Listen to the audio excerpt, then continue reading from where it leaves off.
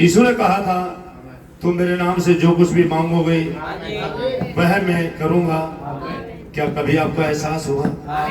सभी के लिए बात है, कभी एहसास हुआ कि जो मांगे मिलेगा, जिसका मायने है? क्या आपको एहसास है?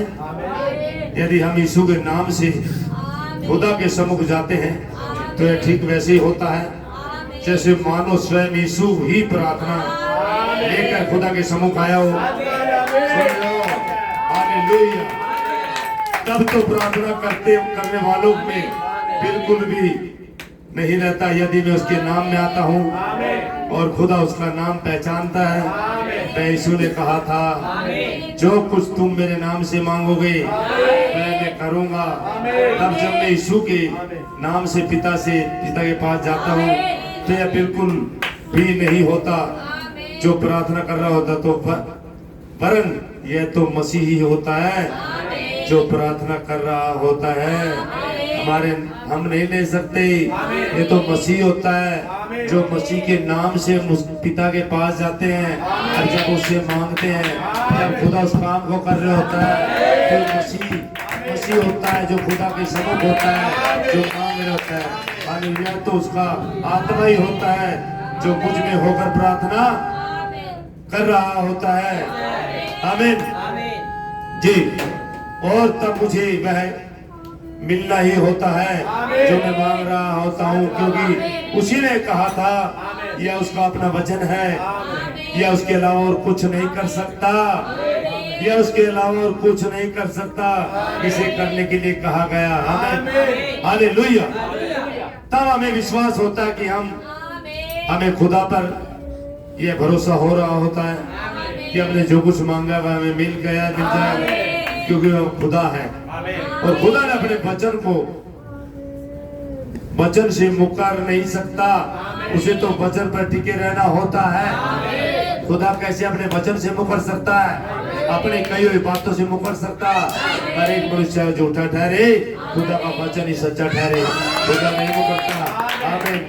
अब यदि तुम मुझ में बने रहो और मेरा वचन तुम में बना रहे, जो मांगोगे मैं तुम्हें दे दूंगा। क्या यह सहज नहीं है?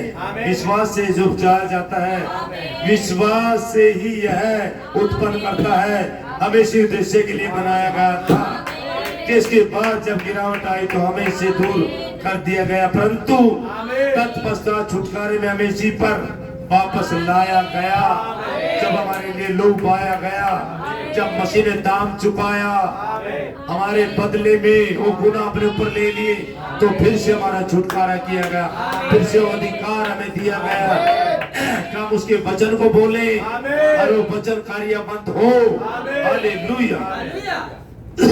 जैसे मूसा आरंभ में था कि वह वैसे सर्वोत्तम जीव और निरंतर रखना बना जाए। इसमें सिर्फ एक ही चीज अड़चन पैदा करती है, जो हमारा खुदा ने मनुष्य में बनाया था कि उसमें से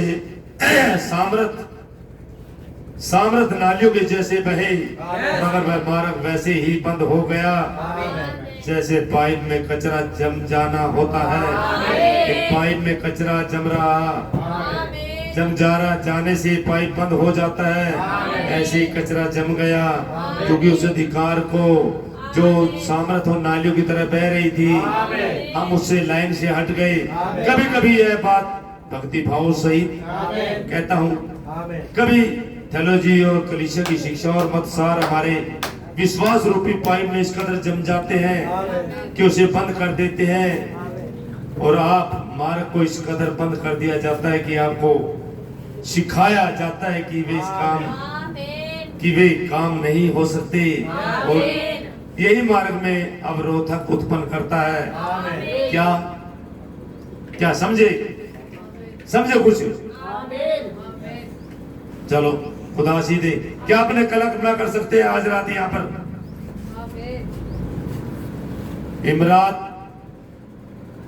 इमरान इस कदर ऊर्जा से भरी हुई है कि वह उजाला बिखेर रही है। विद्युत बिजली एक अनदेखी अदृश्य शक्ति है क्या? बिजली, ऊर्जा, पवित्र आत्मा। जब इसका आविष्कार, यहाँ पे बिजली के बारे में बता रहे भाई, जब इसका आविष्कार कर लिया गया था, जब बेंजामिन ने इसे पहली बार पा लिया तो वह जोर जोर से चिल्ला उठा था, मुझे मिल गया है। उसे नहीं मालूम था कि उसे क्या मिल गया था, मगर उसे मिल गया।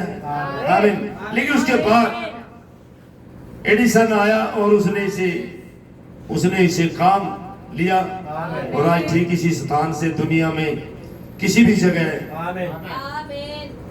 बेतार टेलीफोन भेज सकते हैं।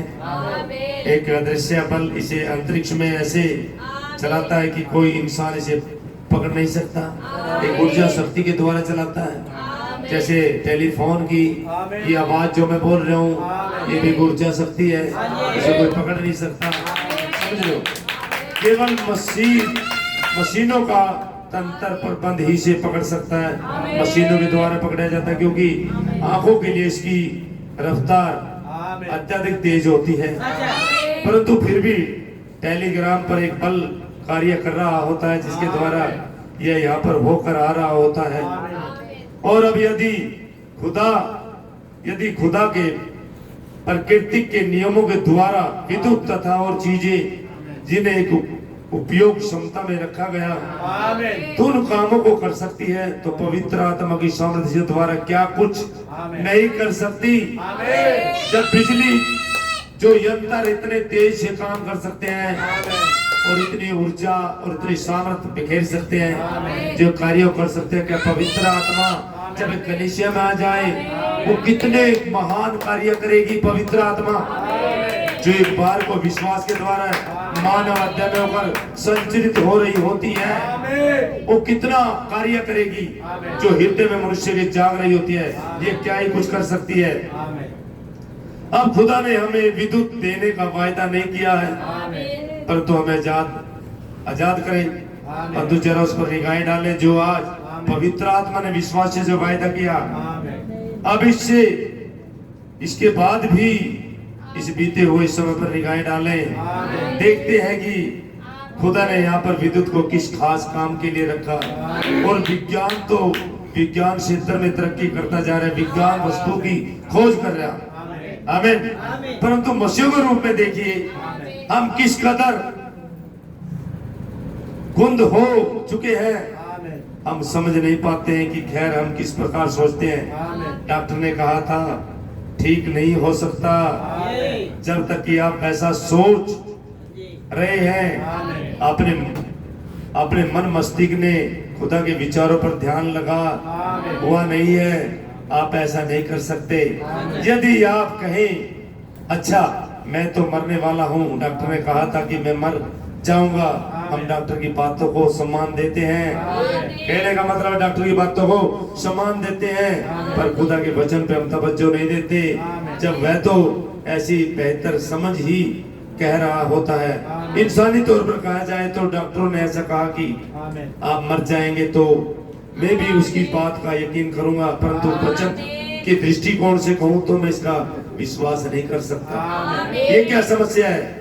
यह सच बात है, जो कि उसने मुझसे प्रतिज्ञा करी है कि मैं उसके नाम से जो कुछ पिता दे मांगूंगा वह मुझे दिया जाएगा। अंत में विश्वास करता हूँ, क्या मैं वचन की विश्वास की आधारशिला पे हूँ? क्या वो विश्वास की चीजें मेरी पकड़ में आ गई? क्या मैंने उसके वचन को जिया? क्या जैसे खुदा का वचन मेरे पास आया मैंने उसे जहूर में लाना शुरू किया? क्या उसको जीना शुरू किया? और जब आपके पास वचन होता है तो वचन देधारी होता है। आमीन। खुदा आपके पास होता है। हालेलुया। God bless you. खुदा का नाम जलाल पाए। God bless you.